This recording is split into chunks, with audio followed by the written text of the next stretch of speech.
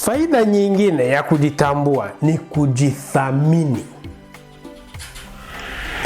Ingawaje tulisema hii kwa upande wa maana ya kujitambua, tukasema kujiheshimu.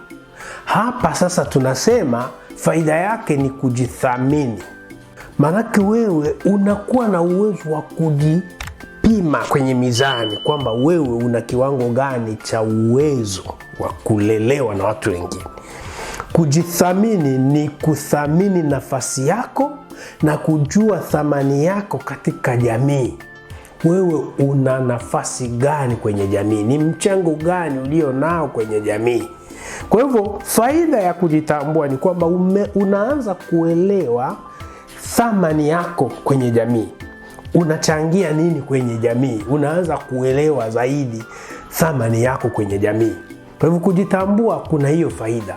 Kunakupa mwelekeo wa kujua mimi nina thamani hii kwenye hii jamii. Value. Yaani unajua value yako kwenye jamii yenu. Watu wanafaidi nini kutokana na wewe? Watu wanafaidi nini kutoka kwako?